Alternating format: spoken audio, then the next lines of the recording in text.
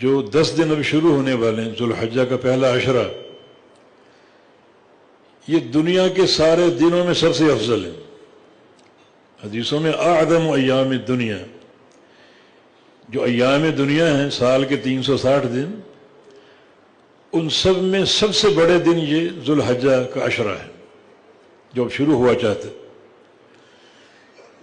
اب دو باتیں جمع ہو گئیں، ایک حرمت والے دن اور دوسرا یہ 10 دن جن کو اعظم ایام دنیا قرار دیا گیا، سب سے افضل یہ دن ہے۔ رمضان کے دن بھی ان دنوں کا مقابلہ نہیں کر سکتے، اتنے مبارک دن ہیں۔ رمضان کا آخری عشرہ بھی اس پہلے عشرے کا مقابلہ نہیں کر سکتا۔ ہاں فرق ہے راتوں اور دنوں کا، راتیں رمضان کی افضل ہے اور دن ذوالحجہ کے اس عشرہ کی افضل ہے، اور اس کی وجہ اور سبب ہے۔ رمضان کی راتیں اس لیے افضل ہیں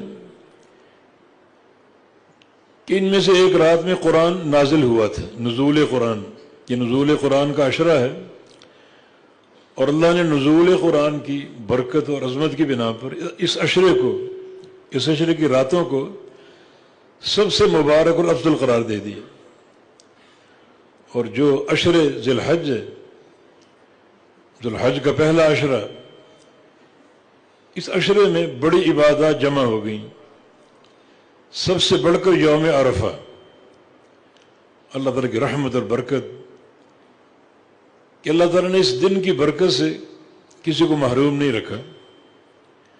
کچھ لوگ حجاج ہیں جو عرفات کے میدان میں جمع ہوتے ہیں، اور اللہ یدنو من عہد الموقف، اللہ ان کے بڑا قریب آ جاتا ہے، اتنا قریب کبھی نہیں آتا جتنا قریب اللہ تعالیٰ عرفات کی 9 تاریخ، ذوالحج کی 9 تاریخ کو اہل عرفات کے قریب آتا ہے، اور اللہ تعالیٰ ان بندوں کا ذکر کر کے فخر کرتا ہے کہ دیکھو میرے بندے اتونی شعثا قبرا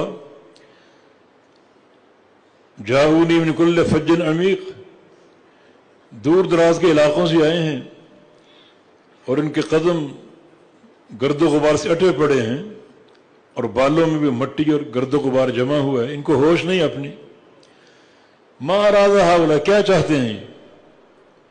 ظاہر ہے کہ گناہوں کی بخشش چاہتے ہیں، جہنم سے آزادی چاہتے ہیں۔ اس چاہت کا ایک چھوٹا سا قصہ حکیم بن حزام رضی اللہ عنہ کا ہے۔ مالدار تھے،